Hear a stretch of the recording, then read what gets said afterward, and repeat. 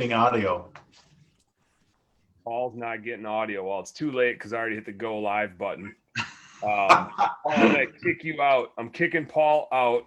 He doesn't have audio. Actually, Paul, you just leave because if I kick you out, then I don't think you can come back in. So kick yourself out and then jump back in and we'll figure it out. But we're live. So nice. Paul, see ya. Paul will be back. In the meantime, Jason and I are here. It's like, this is probably the most excited I've been for one of our live shows because I'll get into why I'm so excited about it.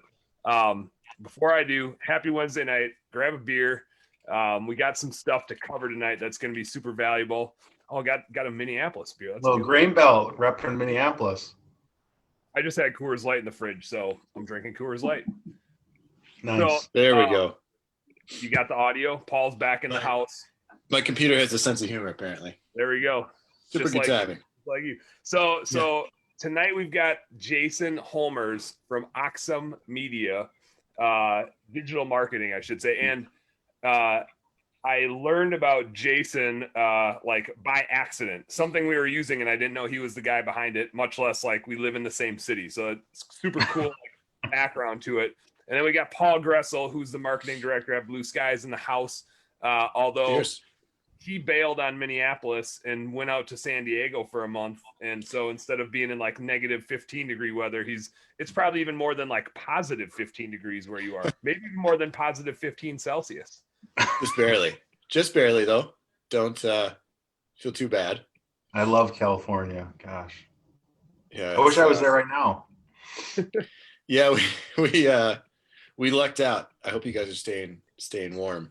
The brews are keeping you warm. I mean, it's so cold out, you got to drink your beer fast enough so that it doesn't freeze. Kind of thing. All right. So here's the deal, guys. We're going to get into, we got 3 different marketing topics that we're going to get into tonight. All of which Jason does for his clients, and some of it, we're just going to say, like, if you want that, you just go get it. He's actually going to teach us some of it too. I'm sure you guys are going to have other questions about other marketing things. I already had a guy ask me about Google guarantee today. Is it worth it? So if we get time at the end of it, we got 2 marketing experts on and 1, bookkeeping Yahoo here. But we'll get into any questions like that if you guys want to pick the brain of Paul and Jason as we go. I'm going to do a share here. So do me a favor. I try to refrain from like sharing to every place possible if I can. So rather than me share this to the Facebook groups that I'm in, if you're watching it, if you're getting value from it, if you think other people can benefit from the stuff that Jason's doing, please go ahead and just share this to whatever Facebook groups you're in. Let other people enjoy the fun and get some value out of it, because we're going to be dishing out some massive value. I'm going to share this to my feed so that my grandma can watch it. Although I think she's keeping beer and BS too. So what's up, Grandma Jane? You'll probably see this later. I think my Uncle Paul watches it too. We got the whole crew watching. So let's get into it. First, non-marketing related, because it is bookkeeping, beer, and BS. If you haven't already done so, it's, mid-late February. A lot of us that clean the exterior of stuff haven't even like gotten busy yet, or haven't even like really started rolling it out. So it's not too late to budget and build a plan, but budgeting and building a plan kind of sucks. So if you don't want to do that, but you need it, head out to yourblueskies.com. That's our website, and get our free target budget tool. Budget sounds really boring, but it's basically a business model in a box. You put in your monthly expected sales, and it spits out how much you should spend on literally every piece of your business. It's got some really fun tools for like how to pay your people, how to do your sales and marketing, and figure out your acquisition cost, and how to like keep track of your balance sheet stuff, which now I'm talking accounting stuff, and that's super boring. But go get it. There's videos out on YouTube that you can watch as to like how to use it and how to get max value out of it.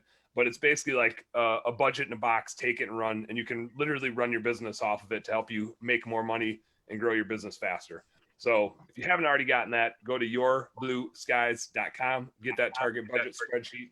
Done with that.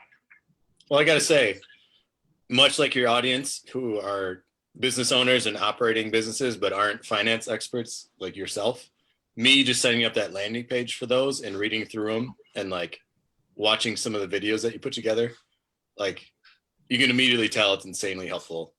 Like if I was running a business as a CEO or just managing it, like I would be super pumped and shocked that you gave that away for free. So it's Yeah, awesome. I want to check it out. Free. Shouldn't have given it away. What's that, Jason? I want to check that out. It sounds great. I mean, I feel like there's some people I could send that to. It's a badass spreadsheet, and it's free. It is. I made it for everybody for free, and then like once I started giving it away, I was like, oh shit, I could probably charge like $1,000 a pop.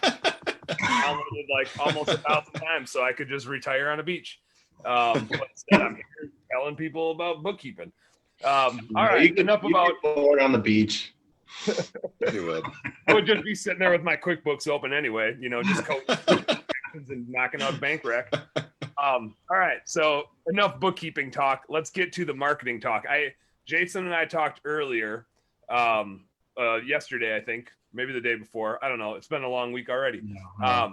And one of the things that I think is so important with marketing stuff like what Jason does, and if you go get that target budget spreadsheet, you'll see this come out in how I walk you through building a budget, is that like the bookkeeping that we do and the finance stuff that we do, it all starts with marketing. And yeah, like, we kind of start a P&L with sales, but guess what? In the service industry, sales doesn't exist unless you're good at marketing. You literally don't have sales. And so really your P&L starts with marketing. It's kind of a back-ass word approach, but that's the truth of the matter. That's where your sales come from.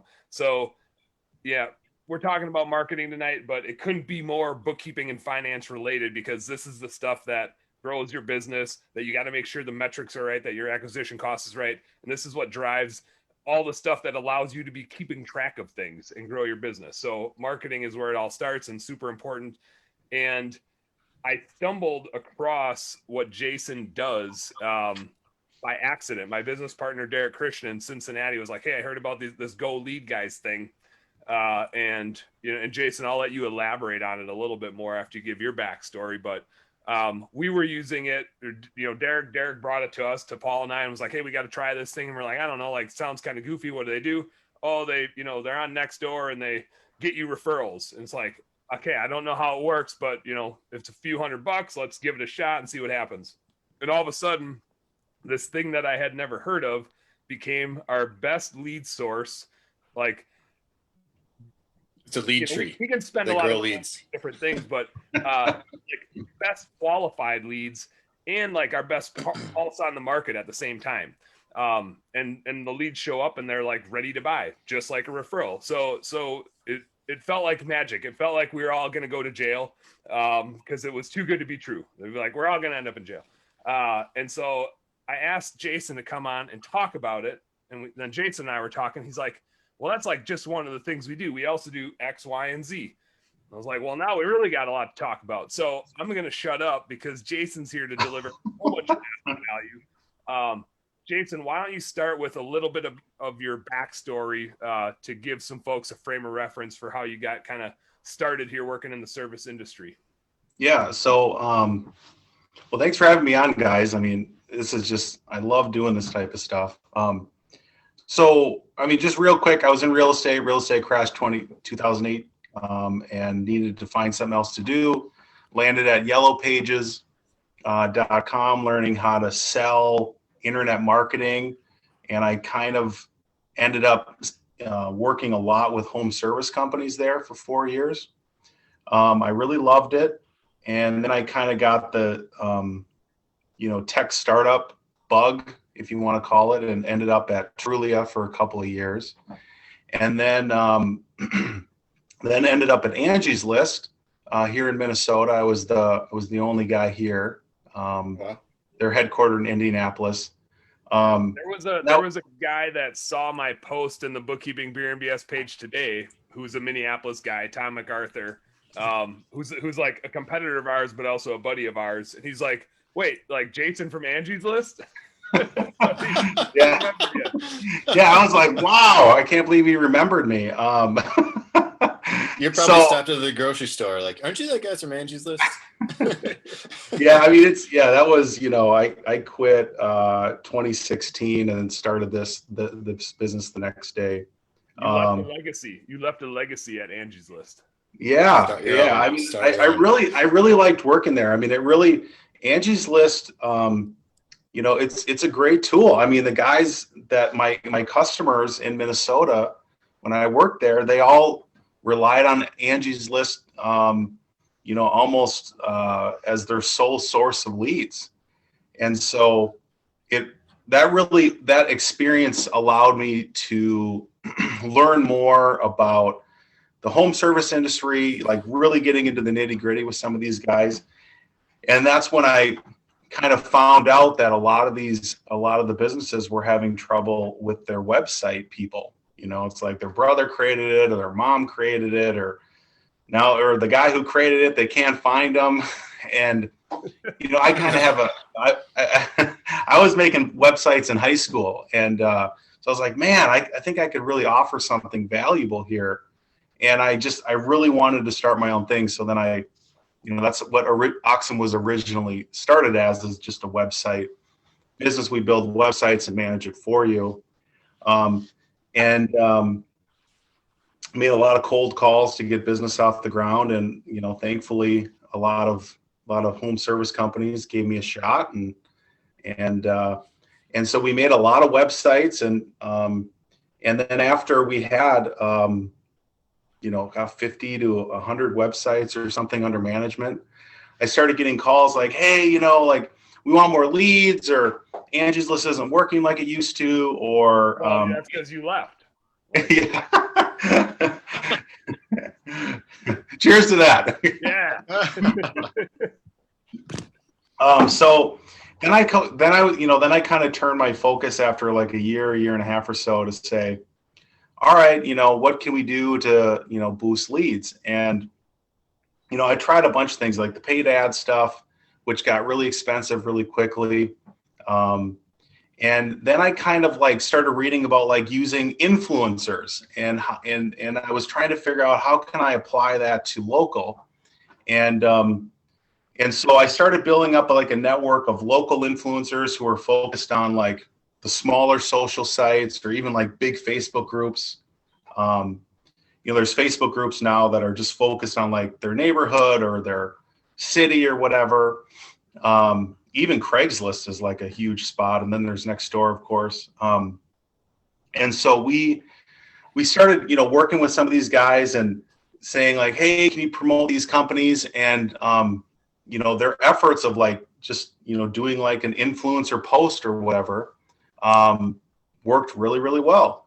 We got a lot of leads coming in for our companies. And then it evolved to the point where, you know, we said, hey, you know, let's roll this out nationwide. And that's when I brought on a partner who helped, you know, really build like a custom software. And the software that we built is like scanning social media sites now, and it figures out optimal times for, you know, our influencers to promote our home service partners in like a really, you know, specific geographic area. And so, you know, we were able to basically, you know, it took a while to build, you know, this massive network of people, but we built it across the country.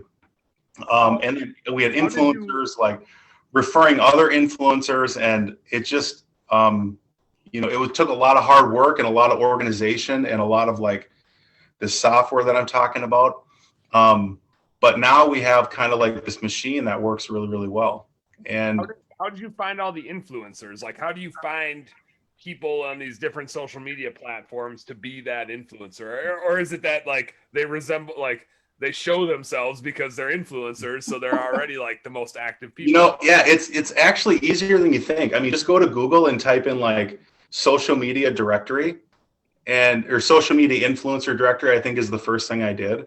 And there's like tons of websites now where they just list off, you know, influencers, people with 500 followers to 1 million followers. And I originally just kind of focused on the people with the small followings, you know, because I didn't need a big audience. I didn't want a nationwide audience. I wanted a very narrow local audience. Mm-hmm. Yeah. And so that's how we got started. And then we just kept doing that. And then influencers referring influencers.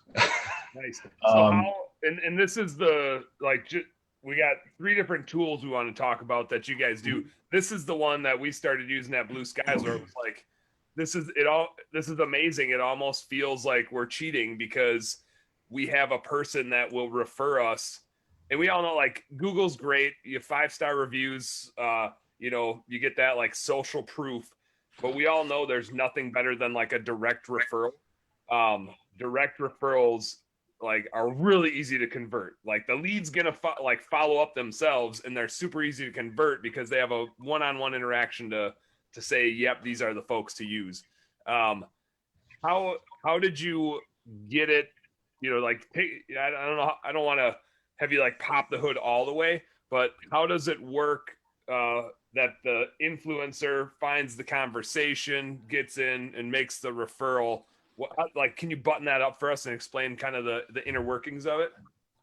Yeah, I mean, so our software does a lot of the scanning, and we'll kind of mention so I mean, a lot of this kind of starts with one thing that I did early on is I don't like to compete with myself, so I don't, we like to have like one window cleaner in every market, and that way there's no conflicts of interest in what we're doing. But the software that we built really does a lot of the heavy lifting. And so if we have a group of influencers in, say, Minneapolis, we can say, hey, like our window cleaner is this company, so let's push them. And then we'll nudge them with alerts like, hey, we think that there's opportunities in this Facebook group or Craigslist or wherever. I think we're up to like 10 or 12 different websites now that we're kind of like, and Twitter's a new one that we just added where, you can just search right in Twitter. And so my partner, Jim, who made this, the algorithm is, I don't totally understand, to be honest, but he, he's the one who designed this thing. And then we just kind of send these alerts, and then they go out and they do their thing. And we pay them on like a per post type thing. And, I mean, it's really no different than like, if you see like some of these influencers that get like free hotel stays, if they come to the hotel and then they do this big thing on that business, on that resort or whatever, because they're a travel channel and they have 1 million followers. Mm-hmm. We're just way, like, our influencers are way smaller and not nearly to that size. So for some reason, I was thinking that it was primarily on Nextdoor, and we talked about Nextdoor last time, but I'm hearing you say it's like multiple different platforms.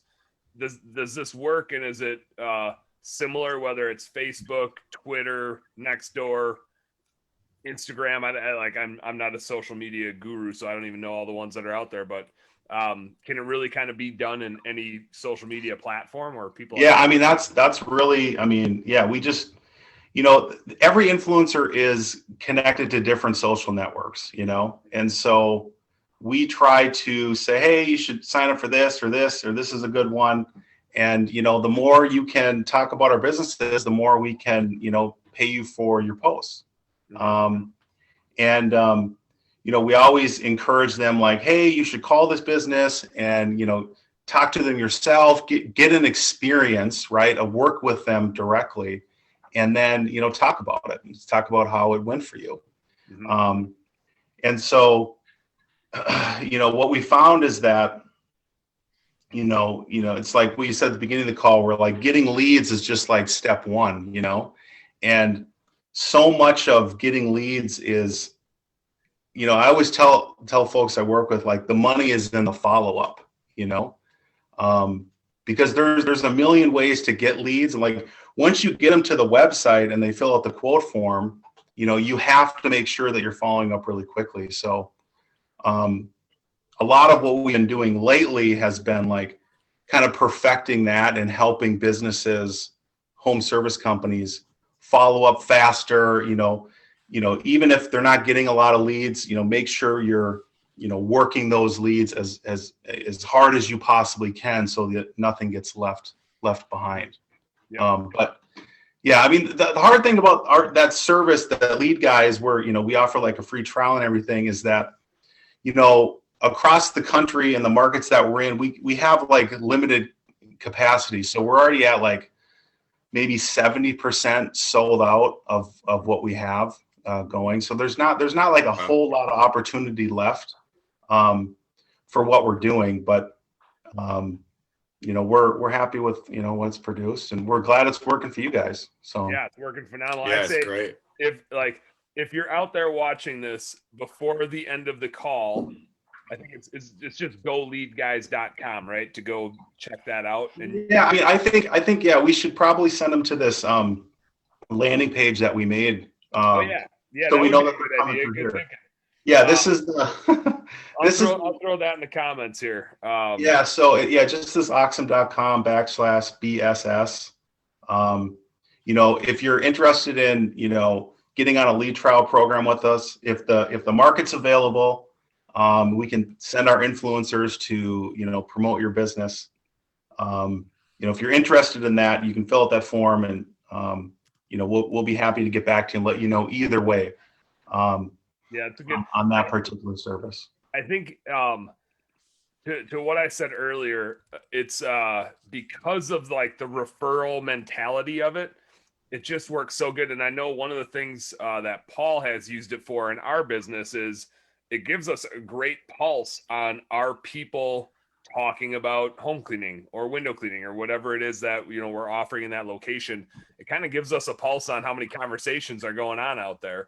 And we tend to see a correlation between, like in Ohio this last week, it's been just snowy and icy and crappy. And the amount of conversations about anything have dropped tremendously. Like nobody's talking about window cleaning or anything like that. Yeah. In crappy weather, people don't buy home cleaning either. And we've seen that for years and years and years. Like people aren't thinking about it, but then you get a nice day and all of a sudden the phone starts blowing up. And we kind of can use Go Lead Guys for the same thing. Like we know if there's a lot of conversations happening that people are shopping for it. And it's not just the people in those social media platforms, but everybody.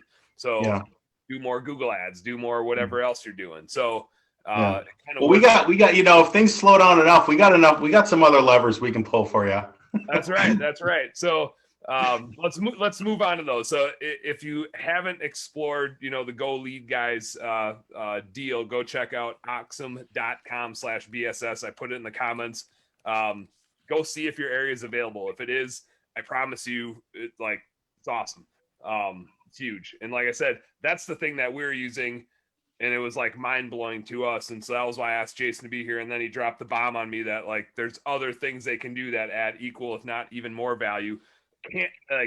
100% candidly, we use the Go Lead Guy stuff. We haven't started using these other things yet because I just found out about them.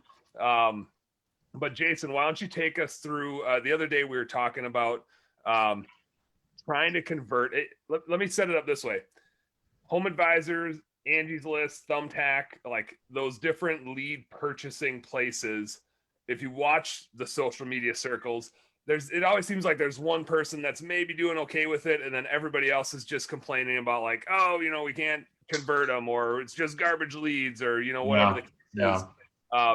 And when we were talking the other day, you have some tools to help address the challenges with those specific sources of leads. And when you talked to me about it, I was like, oh man, like we have been in such a love-hate relationship for Home Advisor for like the last 3 years. Paul's probably like, his teeth are going to start chipping. And it sounds like for many other companies it is too. I've never heard someone be like, I love it.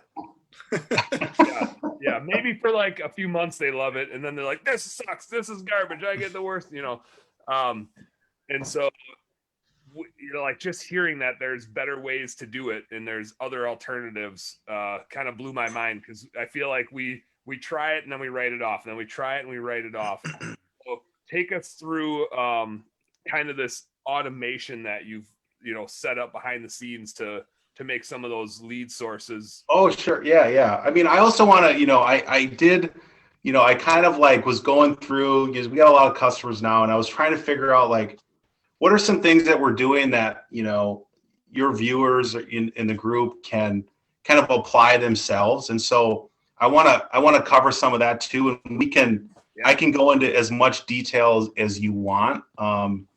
as much, as long as we still got beer, I can.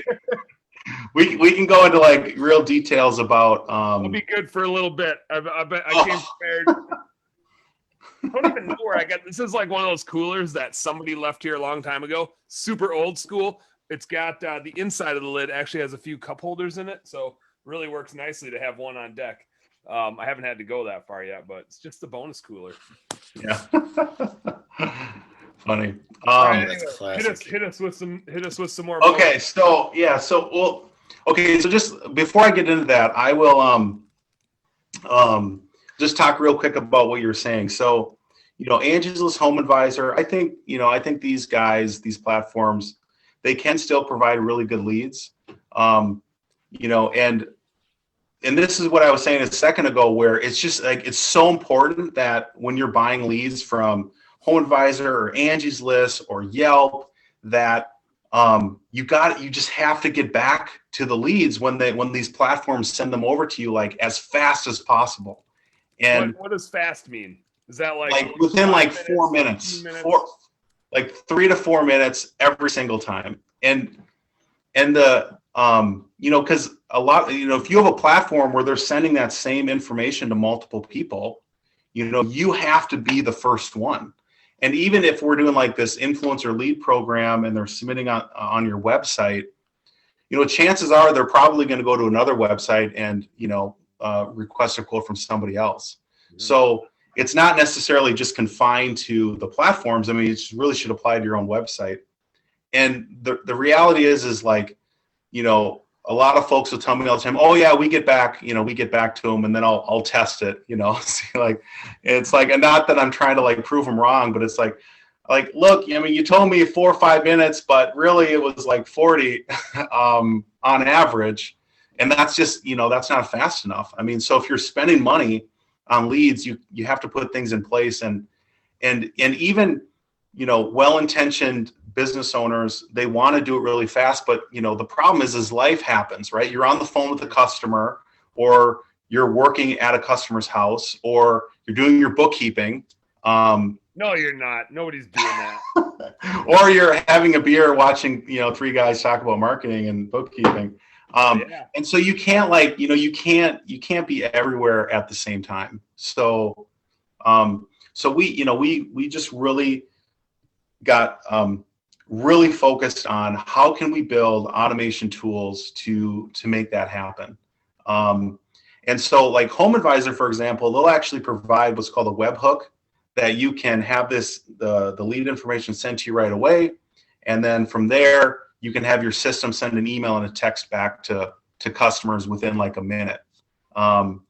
Angie's List doesn't have a tool like that. So we do have a service that we offer where we will take your Angie's List leads and we will plug them into a CRM if you have one, like Salesforce or HubSpot or whatever you use, or Service Fusion. And then we'll also send an email to the lead. We'll send a text message to the lead, all within just like a few minutes of getting that Angie's List alert. And we do the same thing for Yelp. We do it off of your website, and we do a combination of some software that we built, and then we have like a really large group of folks overseas that are kind of working all the time.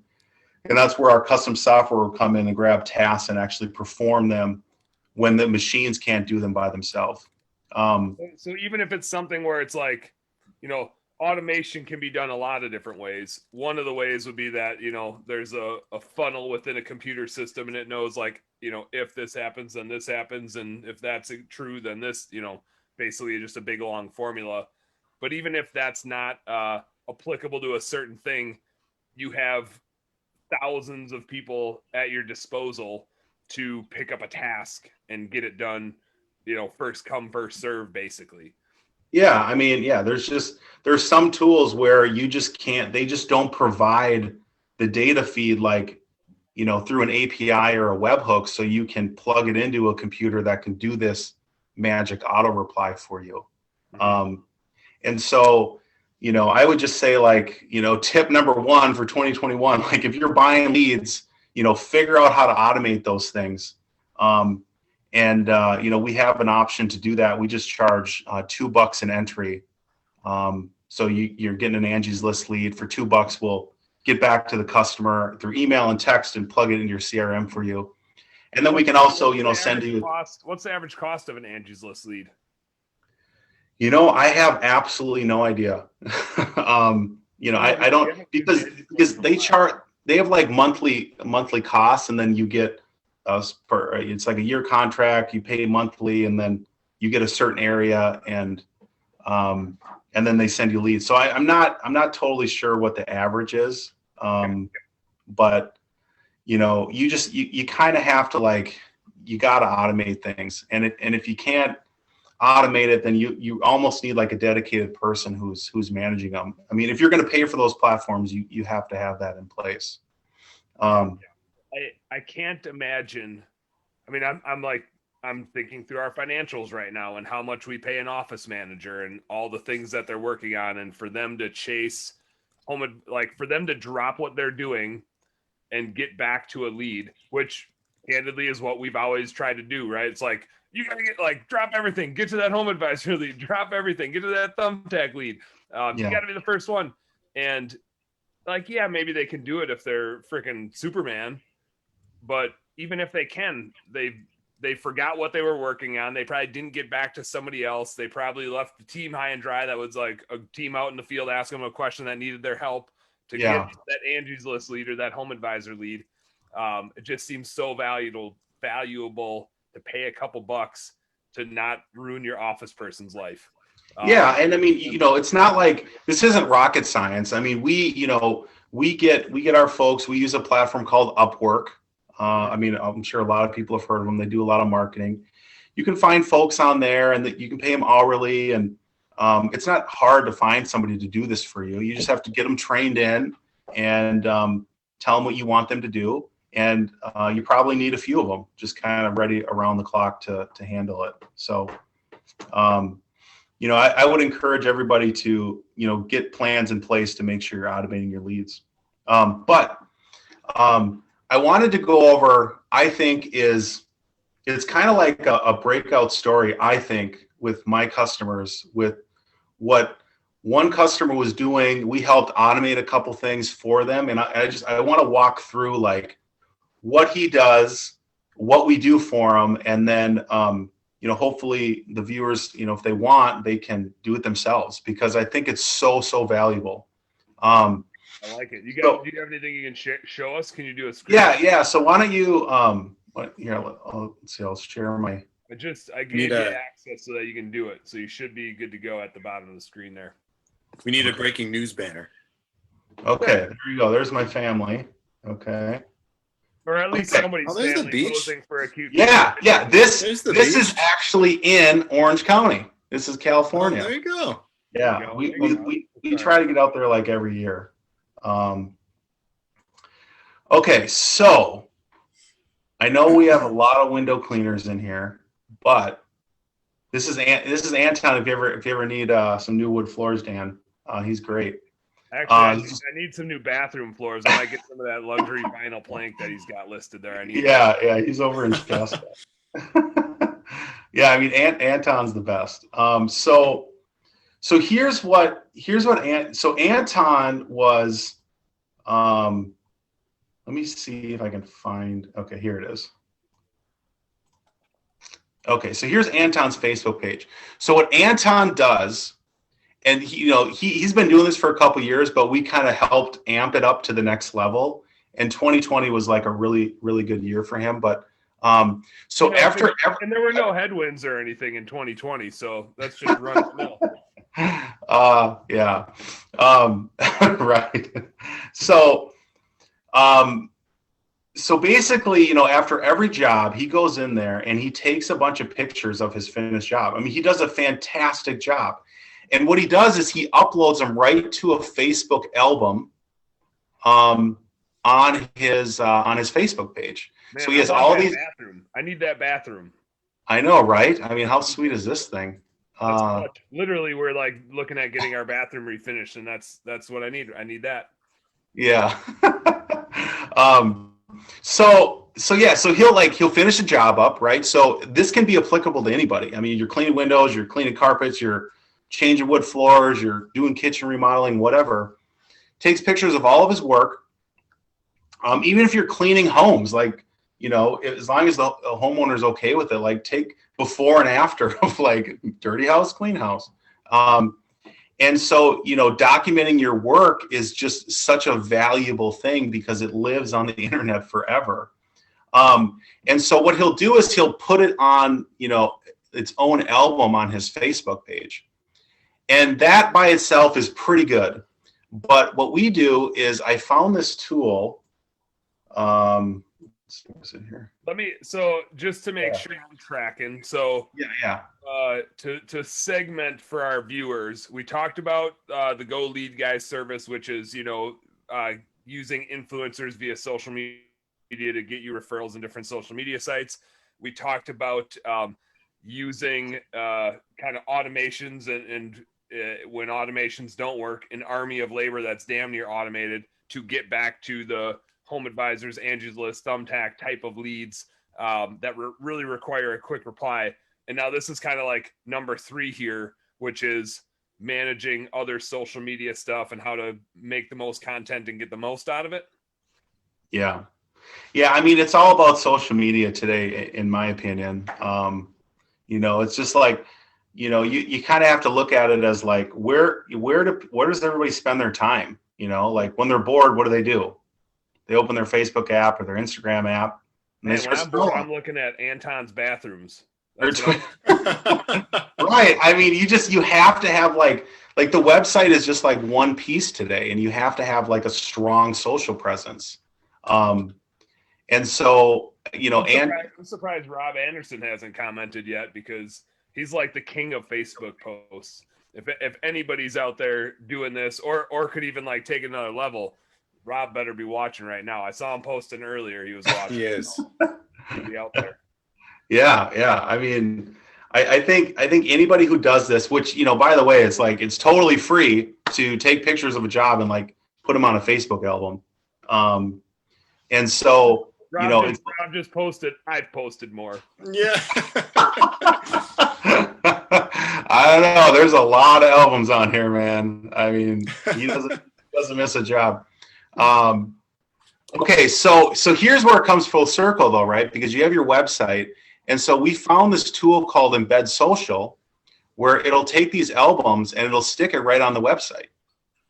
And so Anton's like, you know, getting 2 birds with 1 stone type of deal. He posts them here, and then bam, now they're showing up on his website too. So, you know, what I've found is that when somebody's thinking about hiring you, you know, they're looking at like a lot of different things. They're looking at like social media, your reviews, referrals, you know, your work, they want to see pictures of what you've done. And, you know, I think it's arguable that you could apply this to, you know, any type of service business. And so this tool is Embed Social. I don't think it costs that much. Their basic plan is, you know, $29 a month. That's nothing. And so, yeah, I mean, this is like, to me, this is like, if there was one thing that somebody should take away from this call, like 2021, like, what can I do? This is it, because this just has so much like domino effect. And then, you know, the other thing that we'll do is, you know, he'll post these things, and through, you know, API magic, you can set it up where you get like a Facebook feed, the Facebook API, and you can connect it to your Google Maps. And so he posts it here, shows up on his website, and it also creates a post on Google My Business. And so what this is now doing, now you're pumping content into Google My Business, which, you know, in my opinion, they're kind of competing with Facebook pages. They want this attention.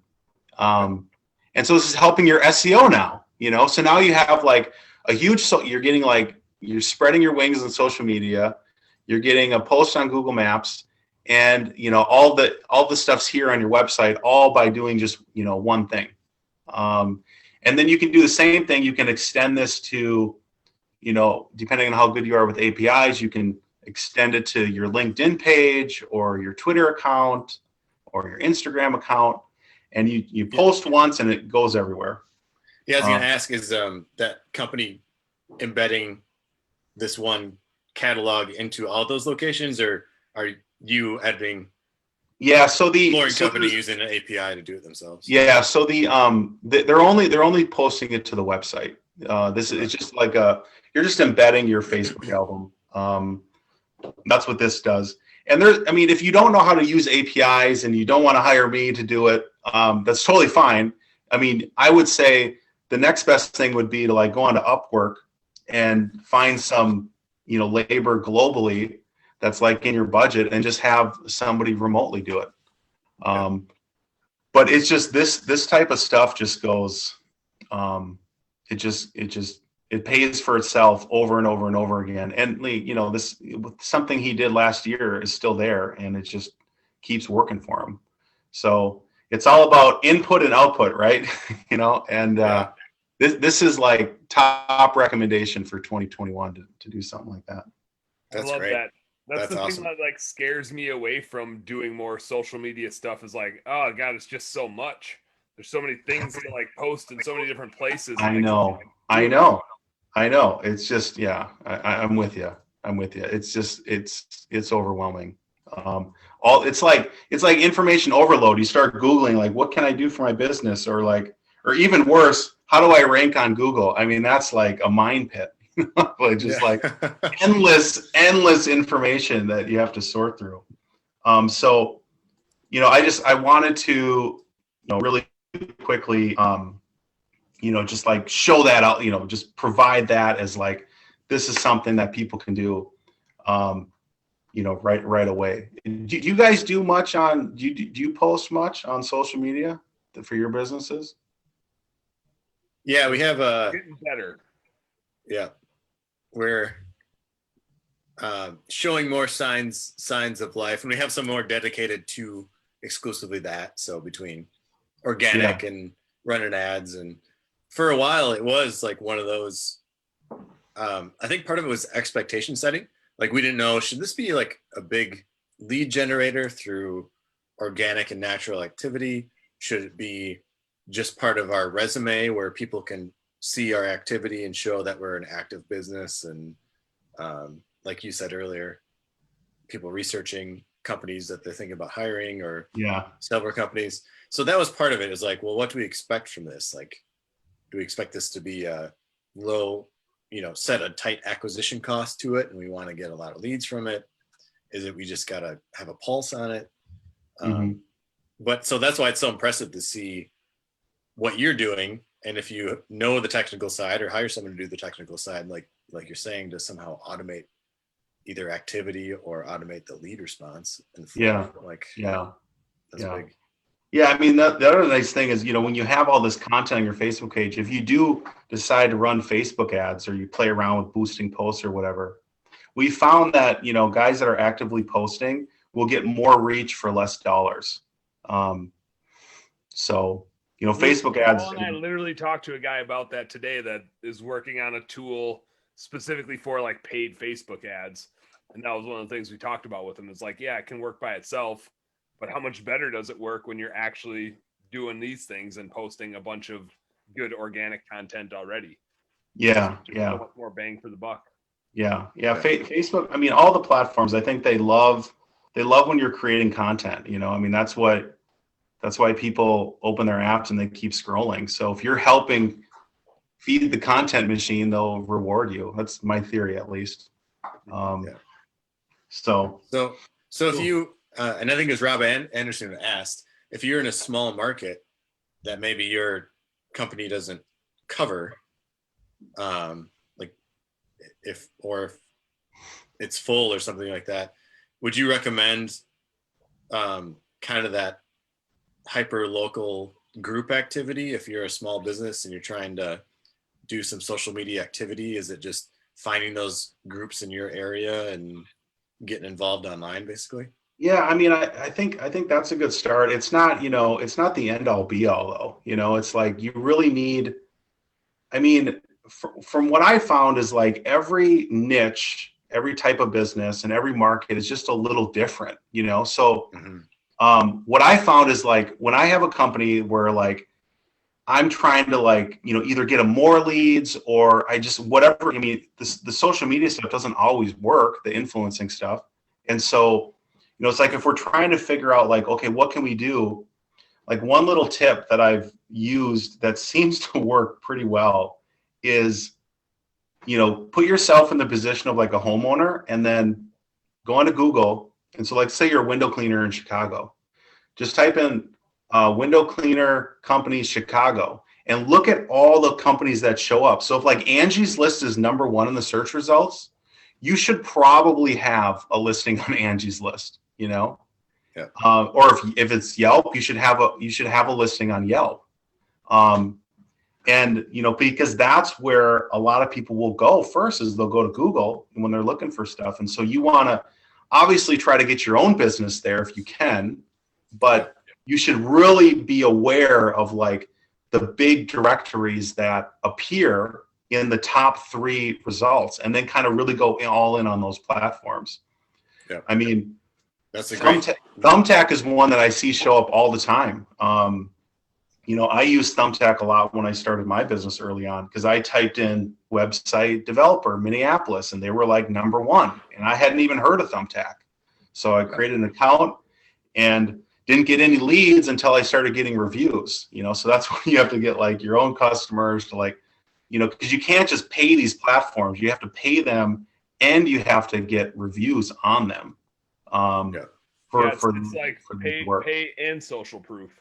Yes. Yeah. So that's really my advice. I mean, that's what I still do that today when I'm trying to, when companies are always in different stages, but lately it seems like I've had a lot where, companies that have been with me for a while and we've got their operations in order and their bookkeeping is done right, and, they're like, all right, like I'm ready for more leads, what else can we do? And that's always my go-to, is just like, what does a homeowner look at? What are they probably going to land on? Because, a lot of times it's either very, very difficult or really, really expensive to get your business to show up for your service in your main city. It's just so competitive.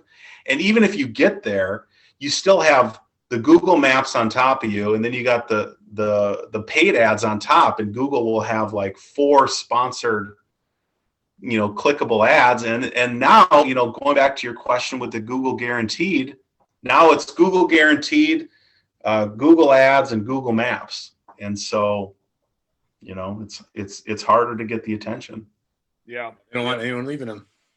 Yeah. Go search when you go on Google.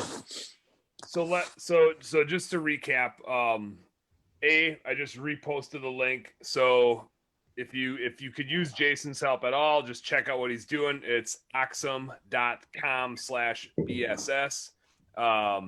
The things that we talked about here, just if you tuned in late, social media, kind of influencer, capturing that audience. Jason's mostly tapped out on that, like 70% tapped out. So but you can, like going back, Paul, what you were asking before is like, just go to Google and just type in social media influencer directory. There's so many of them. They're awesome. Yeah, there's a bunch. That's the place that you would want to go if you'd want to, start doing that yourself. Yeah, that's awesome. Yeah. In my experience, because I'm a bookkeeper, nobody wants to do themselves what I do. So I'm just used to always assuming people want to hire it out, because who would want to do this? We lost Jason. Jason either, turned into Sasquatch and got blurry and broken in a picture, or his internet conked out. He dropped the mic and he walked out. That's right. So yeah. Now he's coming back. So we got social media influencers. Check that out. If you can't use Go Lead Guys where you're at, then try doing it yourself and searching it. The other thing, is that better? Can you hear me? It's still laggy pretty bad. A little choppy. It's like I was the other day. So number 2 with Jason would be if you want to like leverage their services for getting back to those Home Advisor, Angie's List type of leads faster, which is the name of the game. They do that. But the big thing is like, just make sure you're getting back to them really freaking fast and trying to automate it as best you can. Again, do it yourself, hire Jason, hire somebody else. The big thing is like, make sure you're doing that and getting back to those as fast as possible, and that you are not the one wearing that hat. Make sure, you're the business owner. You shouldn't be chasing the Home Advisor lead. Make sure somebody's doing that for you, and somebody that can drop everything on a dime and get to that lead, because you can't. You're the business owner. Right. And then the last thing is just making sure that you're posting pictures of what you're doing, taking pictures of what you're doing every time. Good pictures. Rob had made the point, like, not just bullshit pictures. Take some real, actual good pictures. Your phone can do a great job. Just make sure they're not garbage. Get those before and afters done. And then what was the website you mentioned, Jason? Embed Social. Oh, embedsocial.com. Yeah, that's the tool that will, embed your the pictures on your Facebook albums onto your website. Nice. So use some tools like that. Check out what Jason can do as far as like getting into more places too to help you out. But those 3 things, really, using the influencers, getting back to those Home Advisor, Angie's List type of leads faster, and having a bigger and better presence on social media. Those were the big things we wanted to hit on tonight. Jason, well, I'm sure there will be we're talking about marketing. Everybody loves talking about marketing. If we open it up for questions, we'll get some questions. Yeah, let's do it. One about Google Guarantee. Do you have, before we get into questions, anything else you want to make sure anybody that's watching, takes away from what you guys are up to? I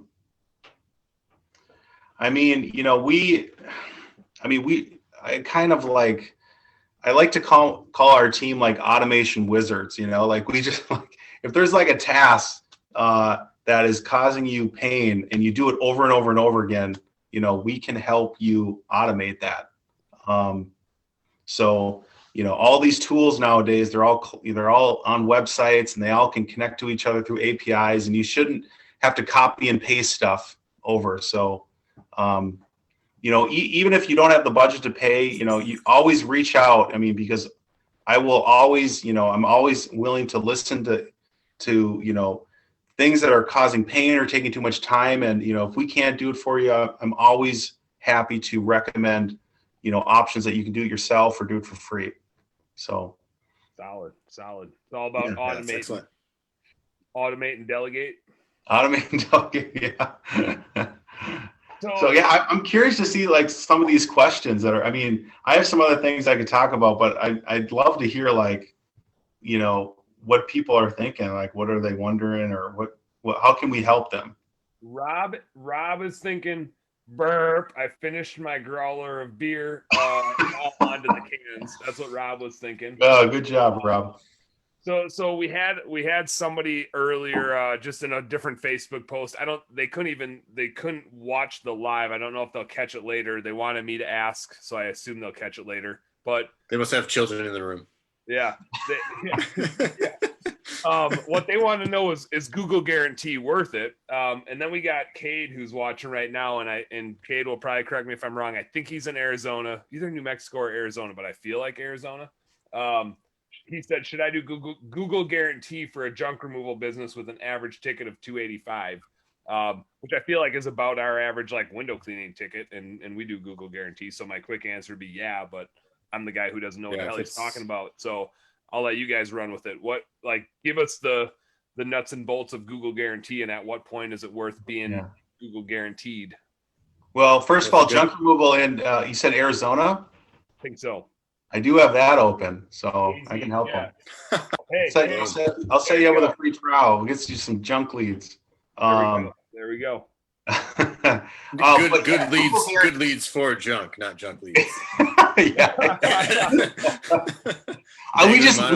We had I work with Junk Genius here, and they just came out a couple weeks ago, hauled like a whole truck full of stuff. I'm like, they called me on the way. I'm like, yeah, I think I just have like maybe a quarter of a truck. We filled the whole thing up, and it felt great. So thank you for what you do in Arizona. Thank you for your service. You're saving lives. Charge more. Yeah. Saving marriages. Yeah, to get that average ticket price up from $285. Charge some more. You're valuable. Yeah. Okay, Google Guaranteed. So Google Guaranteed came out like 2.5, like two. I remember when it came out, and they only have like certain categories and certain markets, and like 100%, like you should be doing it. There's no monthly cost, there's no sign up cost, and you can log into their little dashboard and you can turn them on and off with a toggle switch. The only like thing, and you only pay for phone calls, and if the phone call isn't good, you can dispute it, and they typically refund you and they don't charge you. The only bad thing I would say about Google Guaranteed is that the setup time is kind of time consuming because you got to do a back. They do like a full ass. Oh check. Yeah. So I have it's like crazy. They made us background check our business in St. Louis, and we have like 8 investors, and some of them like couldn't tell you the town that our actual business. I mean, none of them could really tell you the town our business is in. And I had to like text all of them. I'd be like, "Hey, investor who owns 3% of our business, we need to do a background check on you." Yeah, I'm sure they were thrilled about that. Yeah, yeah. I'm pretty sure Google owns our businesses now. That might have been what just happened. Yeah, it's like that. It's like when you sign up for anything on Apple and there's like a 50-page thing that you sign off on and they know nobody read it, and you pretty much like signed away your first 3 kids. Yeah, right. Never would know it. That's why I assume like my phone isn't actually mine. I'm just like borrowing it. Yeah, exactly. Yeah, all it's these not companies can see it. Yeah, the latest thing I heard is you think it's off, but it's not really off. That's right. Oh. But yeah, it's like it's super time consuming to set up. You have the background checks, and they also they want the insurance waiver certificate thing. And what I found is that a lot of like I heard about it early, and like the companies that I knew were able to get into it, we got them in early. It worked out really well at first, but now it's kind of, there's like, at least in Minneapolis, there's like so many companies doing it that a little saturated. A lot of those same folks are calling me back like, hey, like I'm not getting any, like, is my Google Guaranteed still on? It's like, yeah, it's active, but they do like a rotating thing. And let's get Lainey on. Let's ask Lainey what she thinks about Google Guarantee. Lainey, what's the lowdown on Google Guarantee? I think Paul's drinking a bad beer and doesn't smell good. I think for $17 a lead, it's pretty good. Yeah, it's a good deal. Yeah. Is that job, Lainey making that noise, or is that you, Paul? Good job. I'm gonna say it's Lainey. Yeah. No. I know. It was her. I had to throw it on mute because she was like, making sure she had a good spot to lay down. She does a very non-feminine grunt every once in a while. She does. She sounds like she should be on Grumpy Old Men quite often. Anyway, sorry. Jason was saying important things, and I was like, "Ooh, Cocker Spaniel." Oh no, I don't have anything else. No, it's just Google owns us, so bow to it. Would there be any reason not to do Google Guarantee? I can't really think of one. I mean, other than it's if you don't have a half an hour to get signed up, then but there's no monthly cost, there's no sign up cost. You just turn it on, turn it off as you want. So I would say you should absolutely be doing it. Yeah, I mean, especially if you know if you know your margins for, your average ticket, so your average margin, and then you can do a quick acquisition cost, and you can just turn that puppy on for you. And if you know your conversion ratio, so if that guy do 1 in 4 or 5 even convert, and I mean, you do that quick math, and you, like you said, you can go in there and you can turn it off and on. You can adjust your budget. The analytics are pretty good. Let me nerd out on some bookkeeping here, because Cade said what he is seeing is an average lead cost of $45 a lead for Google Guarantee for him right now. Wow. Okay. I wasn't sure by That's service. the highest I've heard. That's the highest I've heard. What business is he in? He's in junk removal. Wow. So sounds to me like he maybe needs some Go Lead guys. Now, Kate, here's what I'd say from like a CFO financial perspective is you can spend in a business like yours, depending, every business is a little unique, but in general, in a transactional service business, and by that I mean like not recurring service, you can spend up to about 33% of your revenue on marketing to get that next client, and still be profitable in year one. So you'll soak up all of your profit the first time you serve them, but if they ever use you again, or if they refer you, that's where like the rubber hits the road, and that's where you add value, or if they get you Google reviews, or whatever the case is. So you're at least not losing money if you spend less than about 33% on your marketing. So if your average ticket price is, let's just say 300 to be easy, you're at 285. Do a little price increase this year, you're at 300. You can spend about $100 on marketing and still stay cash flow positive that year. So if it's $45 for a lead, that means you got to convert, every other lead that you're getting. That might not be realistic, but that's how I'd look at the math. $45 in that case is probably too much.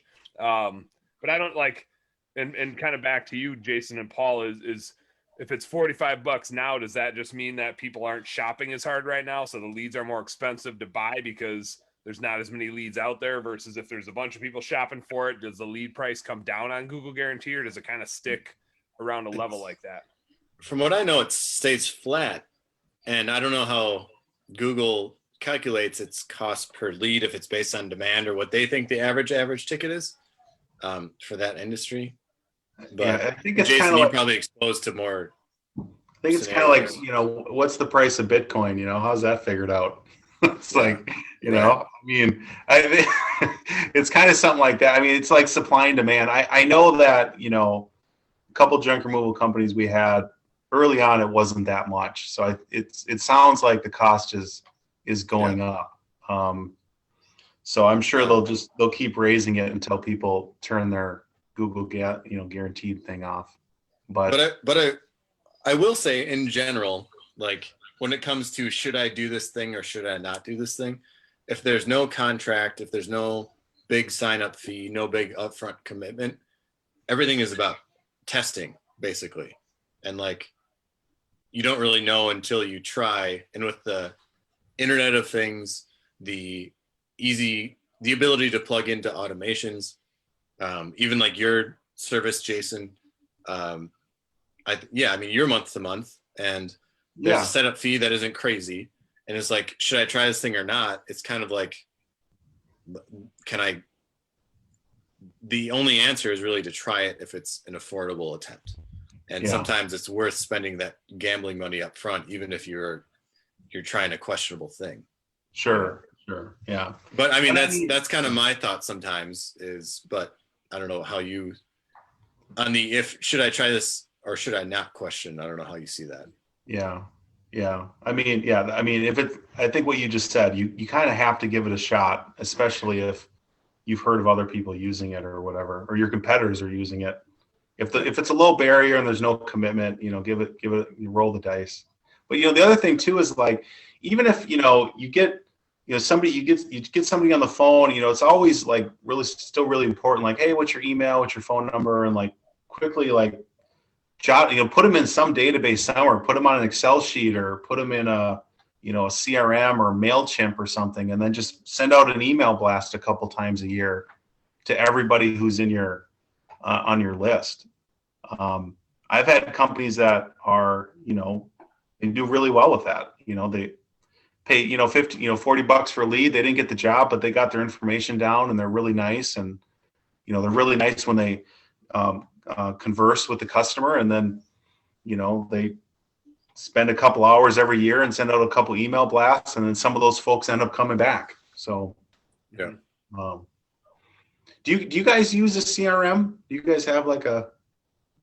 Yeah, we've got Service Autopilot for a few of our businesses, and we actually bought. I think I told you this the other day. We bought one of our Minneapolis competitors here that was doing window cleaning, pressure washing stuff that we were doing, and basically like bought his business as a means of like merging with him, so that because he's like 10 times better at running that business than I am. So Oh, okay.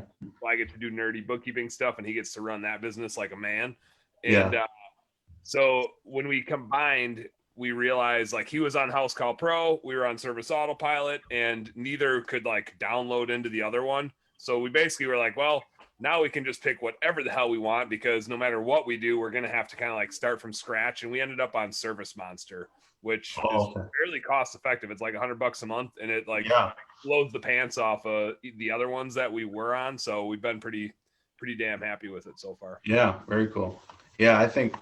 Yeah, I'm really surprised that how many companies don't have anything like that. I don't know how you could run a service business without one. I would lose my mind. Yeah. Yeah, a lot of post-it notes and papers and spreadsheets. It just, it'd be very hard to be organized without some sort of central place where it's like, these are leads, these are customers in one spot. Mm-hmm. It reminds me, my dad is, closer to retirement and running his own business now. But I remember growing up. Who's your dad's bookkeeper, by the way? I don't know why. I believe my mom. Yeah. Or maybe Post-it notes. I'm not sure. Yeah. But talking about CRMs, like he's an electrician. And so he worked for a company for a long time. But I would get in his van as a little kid. Like he'd clear the seat off. But I'd get in, and there would like his contact list was on his dashboard. Like I loved it. Like there'd like be pencil marks of like names and phone numbers and like different notes. And I guess that's how, people still like, hey, I know how to do something really well. And as long as I got some contact info, I know they're going to reach back out to me because they like what I did. And they think they don't, I don't know. Yeah. Yeah. Yeah. I've used, have you guys ever used like your, like Google Assistant or like Siri when you're driving? Yeah, I use that all the time. Like, hey Google, I'm going to activate it right now. I just did. Remind me to add, blue skies into the CRM system or something. Yep. Yep. And it will remind you. Oh yeah. It's fun when you're driving when it doesn't transcribe it quite right, and then later you're like, it's okay, I'll remember what that is. And then a reminder comes and it's like, or how about when you send a text to somebody and it comes just totally screw up what you said. It just I had twice today. We use Voxer for like a walkie-talkie app, and we use it internally with our teams. We also have a lot of clients that use it. So our bookkeeping clients will do, if we have a question, it's just a quick back and forth. Like, hey, do you have a receipt for that thing that you bought? Hey, what was this? 2 times today, different clients of ours were like, yes, period. That was, and then like, oh shit, like I thought I was like doing checks. It was hilarious. Anyway, that's funny. So Paul, here's one for you. Jonathan Powell, who we're actually doing bookkeeping for, and I'm doing his onboarding right now. He said, Paul, you gave me an awesome proposal. Can you lend input on Google Ads and landing pages? So and I'm gonna say, like, as far as lending input, tying it back to like, how does that work in the grand scheme of like, where does it come in with, Google guarantees, and where does it come in? Like, how does it all work together? Yeah. I mean, Google Ads, kind of like Jason was talking about. So you type something into Google and you have a bunch of different results. Like there's maybe a snippet on the side that shows a profile of a business. On the top, you have the Google guarantee. And then you'll have, and over the years, they've made it look less and less like an ad and more like a natural search result, but it'll say like ad next to it. And so Google Ads is basically the back end system that populates the search engine result where it says ad next to it, usually underneath Google guarantee, I believe.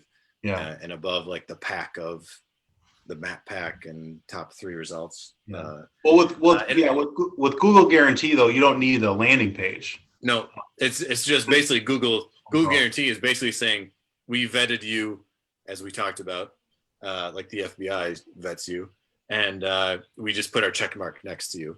But Google Ads is a back-end platform, kind of like Facebook ads, other ad platforms.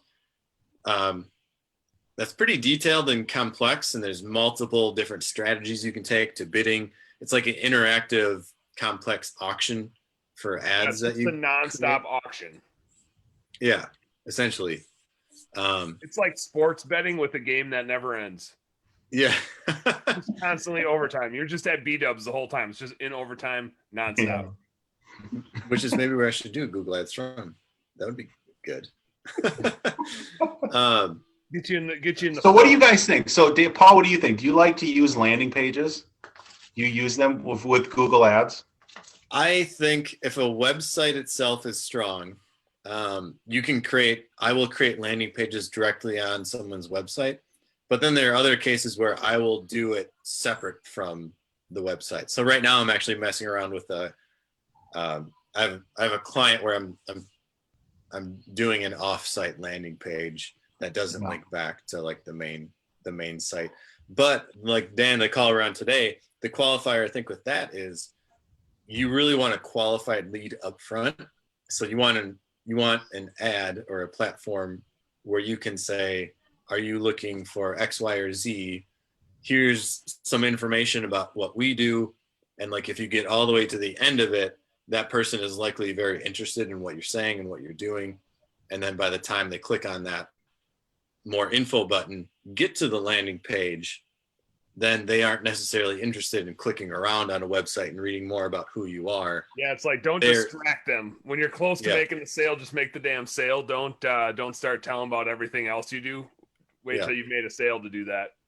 So, but with Google Ads, I do think sometimes like it's a pretty small space to promote what you do. So you kind of have to provide a lot of information on that landing page.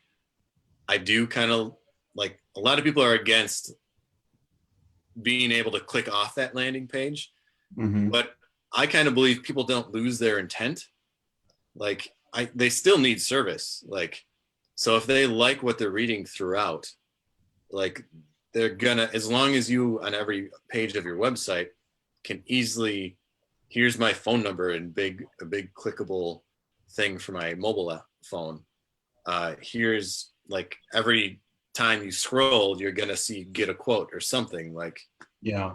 As long as you keep them engaged, like, so landing pages, there's a ton of ways to do them, and it's just relevant to, can you keep that person interested? And I don't know. Yeah. I don't know. I mean, like, what do you find, Jason? Like, how in your thoughts about responding to a lead, keeping that lead's attention, like, do you have a hard and fast rule about landing pages? And I think that I think sometimes landing pages work, like a separate landing page, but what I've kind of found like seems to work the best, and it's the easiest, which is funny sometimes how those things go hand in hand, is I always try to like just make the homepage of the website like a landing page, Right. So like on the homepage, like don't overwhelm them with too many options. Like I always, on every website that, we manage or, they'll let me do my thing, it's always like front and center, like request a quote, they click it and it scrolls right down to the bottom of the page. And then there's I love to use like dynamic quote forms. I stole that idea from Home Advisor. It's like, like a dynamic quote form is like, instead of seeing, what is it that you want? What's your name? What's your email? What's your phone number? What's your address? How'd you hear about us? Like all in one block, like right away. Yeah. You just show them one question at a time type thing, Yeah. TurboTax it. Yeah. So like as they fill something out, then the next question appears. Yeah. And I think, I don't know, it's like, I think there's like a mental block when you see like a huge form. It's like, oh man, this is going to take forever. But if you just do it in bits and chunks, I find that when you do forms like that, like I don't know if that's the right term, dynamic, but I found that what is that? It is now. Oh, I'm going to coin it right now. Yeah, I mean, that's what Home Advisor is kind of like. I know there's like a love-hate relationship with providers with them, but like they're kind of like the king of leads. I mean, they, like anybody can sign up and they'll start sending you leads. And like if you go to Home Advisor, that's exactly how they do it. Like what do you need? And then they show you one question at a time, and that's where all the leads, from Home Advisor originate. So. Yeah, there was a software company we used for a quote tool, and they recommended to me to use their long form, I'll call it, that big block of like, I'll see it all at once. And I was like, I don't think I want to use that, because they had another option, the light, like a one question at a time, answer it, next question. Everything else is blacked out. All you see is that one question. I was like, yeah, keep it moving like that. Yeah. It works. I mean, I always like if a customer of ours doesn't care, I always build a dynamic form. They from all the testing that I've done, they always perform better. But just to round up the landing page idea, and just what you said, Jason, like on our website, like I do try to make every page right at the top. It's like, do you want to call us? Here's their phone number. Would you rather not call us and give us your information online? We'll give you a price right away. That's question number 2. And beyond that, like, I don't even like having 2 questions. Like, I wish I could only have one option. But whether it's a landing page, whether it's every page of your website, like basically have one main idea behind that page. Don't do if you ever read a news article and they have a link every other sentence, like 3 words in the sentence are linked to something, like don't do that. Like, this page is about this. And every page has an easy way for them to contact you. Yeah. It's just like news broadcasts. Like, a script is about hear cow, see cow. It's like one idea, one sentence. Like, if we're talking about the thing, that's all we're going to show. Like, same with writing. It's like you pose an idea, the next paragraph answers the question that last paragraph posed. And then that paragraph the reader's going to have a question from reading that next paragraph. So you answer that question in the third paragraph. Like, keep it simple. Yeah. Keep it clear. Keep it simple. Like, don't make it hard. If they want to fill out a quote form, don't make it hard to find it. It should be like on any given screen, there should be a button that says get a quote, wherever they are. So I got another question, but first, Jason, I had mentioned this earlier. Tom MacArthur, who was he owns and operates a Step Up window cleaning down by Lakeville. He jumped in. He said, Chianti Grill 2016. You left Angie's list and it was never the same. I don't know if you had dinner with him at some point or what the Chianti Grill has to do with it. We may have had like Prestige Worldwide, the wine mixer. What the hell was that? What was the wine mixer in Step Brothers? Oh yeah, I forget. Somebody watching will know what the hell that quote's supposed to be. Anyway, so yeah, that was a nice perk of Angie's List. I got to take the providers out to like eat wherever we wanted. We took full advantage of that. Me and the guys. Tom still hasn't forgotten 5 years later, so he's nice. So Cade, junk removal from Arizona, said, ask them about multiple GMBs when you really only have one location. We've talked about it before, and obviously it's a risky proposition. I'm gonna this is not a multiple GMB tip, and Paul can elaborate more. But one of the things that we did in a location where like we just rent a storage unit, we don't have a shop anymore, we don't have an office, we just like totally shed our infrastructure. COVID happened. It's a recurring home cleaning business, so like it's still not back to 100%. Like, that's a tough game to play right now. Getting better, but some people are still very scared of having people in their homes. So we shed infrastructure. We were already paying too much rent for this place anyway, so we just got rid of it. We have a storage unit where everybody can go to get supplies. We still want a GMB page, but you can't tie that to a storage unit, right? And if you're the business owner, you could just put it to your home address. But we're talking about like a manager, not a business owner out there.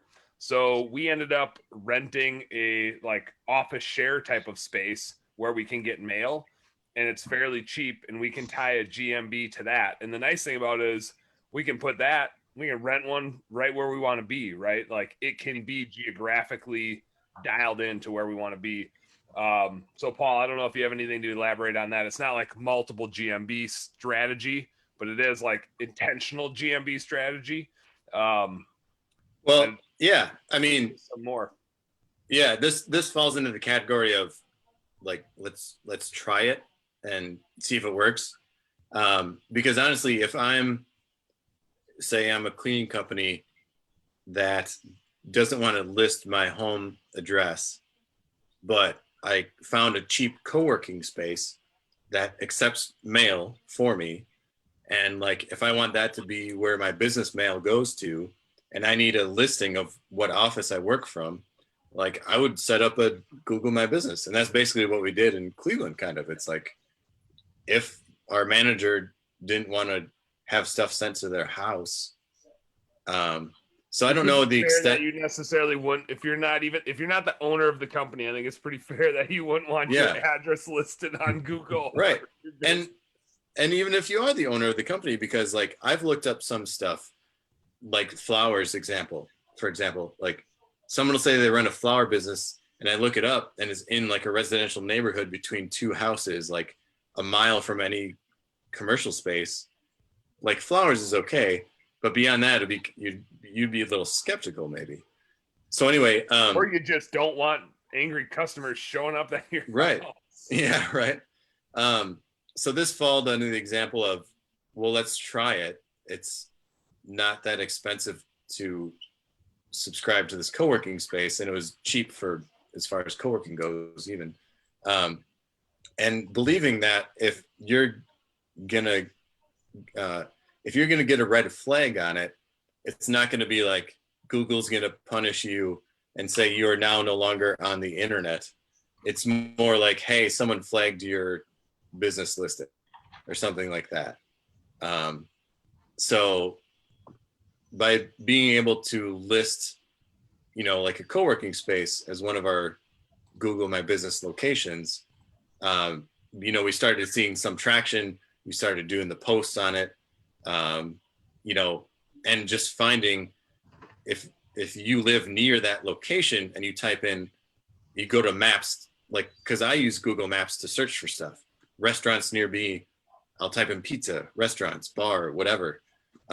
If someone does that with cleaner, it's going to automatically just stay where you are and then populate stuff within your view. Mm-hmm. So that's the extent of it. Like, I don't have a hard and fast answer. Like, is it going to work? I have no idea, but it's something we're trying. So, and I don't know if this comes into play or not, but one of the other things that we've been doing, less of a try, more of a get it right, is changing the names on our GMBs to be location and service specific. So they don't have to say blue skies in them. They just need to say what we're doing and where we're doing it.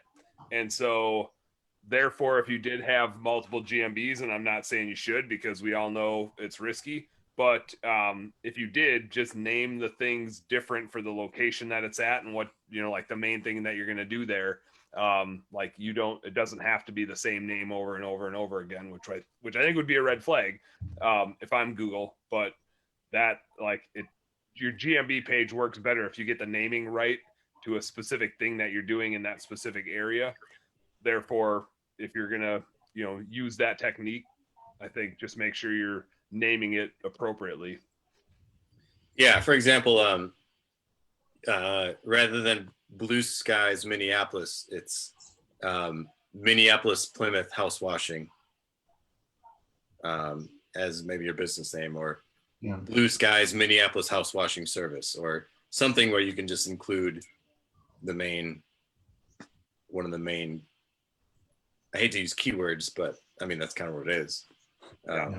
But at the end of the day, I mean, you really do got to be careful. And I mean, it's advisable to follow Google's rules, because they will, the last thing anybody needs is having all their listings shut down. Because I have definitely had customers who have, we don't do it. I mean, I usually advise against multiple locations, but I've had situations where all the listings have been suspended, And I should clarify, the answer about co-working wasn't my answer to multiple locations. It was like, Yeah. yeah, sorry. And I forgot Set that up was the your main. location. Yeah, no, I Yeah. mean that was what I got. I think, but I think Yeah. some people, you can kind of like interpret that as, okay, I know about, I know of like 6 three co-working WeWork, I know of like spaces. 3 or 4 WeWork locations. I'm Yeah. gonna use, Yeah, right. and Yeah, it's like sorry. I wouldn't. I Don't wouldn't. do that. Yeah, Yeah. I mean, if you're using the WeWork location, you should. But it's just, I mean, it's.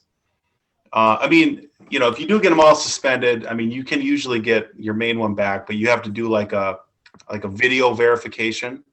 Like you actually get on the phone with somebody from Google My Business, and they like do a video call, and you got to show them the front door and everything. And Yeah. so Yeah. proceed with caution, though. Yep. Yeah.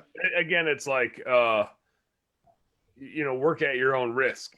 Everybody knows the consequences. Nobody will tell you to do it or not. More people will tell you not to do it than to do it. There's definitely people out there that have had success with it, but Google's only getting smarter. So Yeah. my point being, like, pick your main location. To your point, Paul, pick your main location accordingly. If you feel like taking the risk of, betting against Google's intelligence, knock Yeah, yourself. which I would not bet against that. Yeah, but yeah, Cade had said some of his competitors do it. He's been completely white hat thus far, but I think he's having a little FOMO. He's having some FOMO. Well, and I think, like, I understand if you're trying to come up with shortcuts. I mean, it could be because you're in a really competitive industry, in a competitive market, but there's other options you have to just be more active. And I think a lot of people who are trying to find these other avenues and toe the line and play chicken with Google are really active and doing what they can. But I don't know if it's worth the risk. There's just so many options out there now that. Mm-hmm. Yeah, there is. Zach Vernon. So first, Rob Anderson said it's the effing Catalina wine mixer. Thanks, Rob. Zach Vernon said, "What co-working space did you do this with?" Oh yeah, and I won't get into that because, like, again, I wouldn't if your city has like 3 WeWork spaces, like I wouldn't set up 3 Google My Businesses under that. It was like a super local, and that's why I did it. It was because I think there was like 3 other businesses out of it. It wasn't like a one with 30 people in it.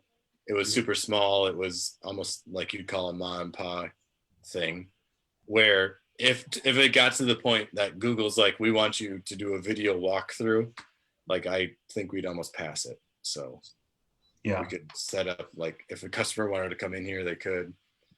So again, like, I'm just not used to the Facebook Live and setting my own disclaimers, but I would not. Yeah, I wouldn't do that. That's Paul. I think you said it best. Like, if Google called and wanted to do a video verification, it wouldn't be a big deal. I mean, other than like the time, because it's a pain. Right. If you can do that, then yeah, it's probably fine.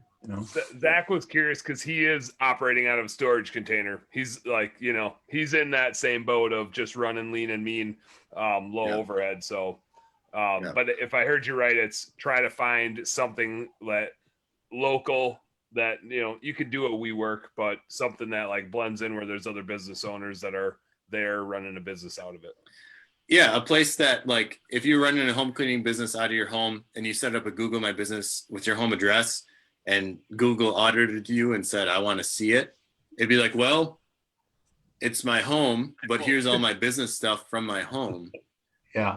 Like, what do you want from me?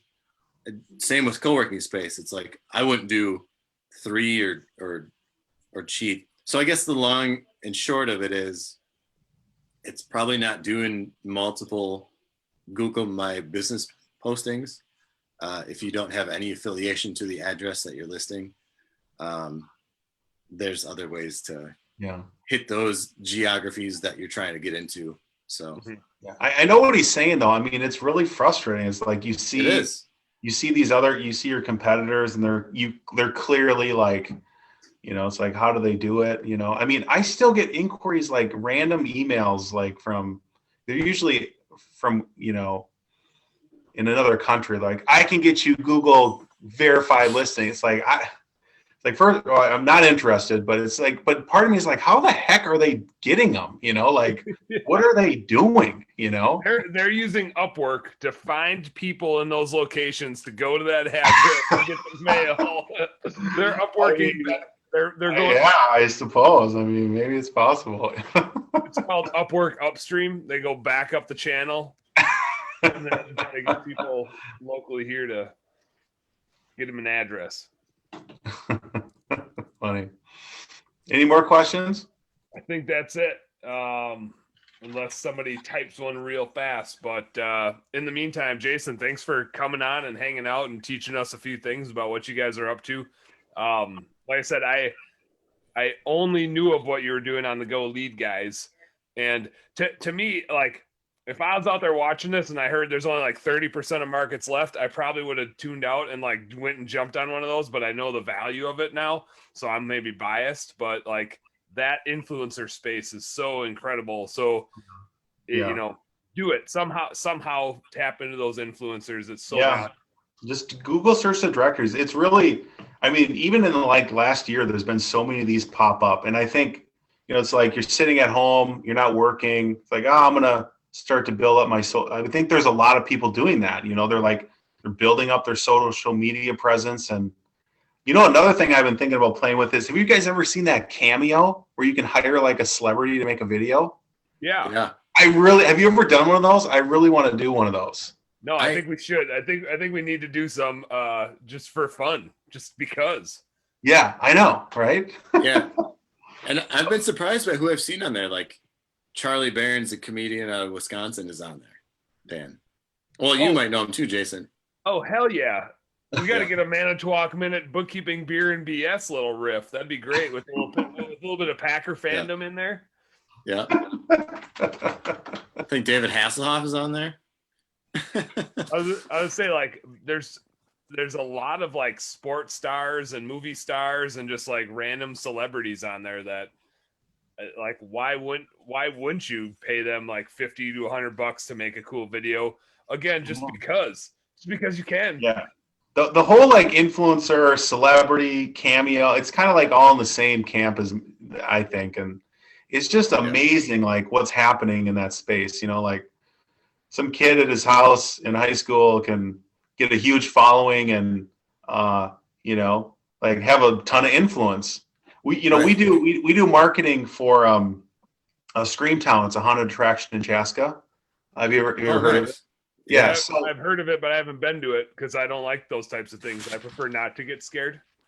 Yeah, I'm not a huge fan either, but there's like a lot of people are really passionate about it and going to them. But there's this past year and then the year before, 2019, 2020, I went on TikTok and I just typed in #MN, because if somebody does #MN, they're probably in Minnesota, and then you just scroll through, find somebody with a lot of followers. We found a couple of those guys, and we just either gave them like free tickets or like threw them $100 or something, and they make these videos. And like every time, like we did testing, so like we do it one night each year, and those were like some of the biggest nights. It was crazy. Wow. Yeah. It's nuts. Yeah, it's a really interesting space. We had a gal on Thursday nights. We do a show. Our recruiting director does it, and then Paul and I jump on every once in a while to help him out and co-host it with him. But it's called Blue Collar Recruiting, and we had a gal on there that does TikTok videos, and she runs a home cleaning company, and it's just like silly videos of like, here's how to put the toilet paper on the toilet paper dispenser in your bathroom, right? And like making fun of how people do it so wrong or don't, like. A full roll looks like this. Like you're gonna want that full roll. Like just stupid stuff.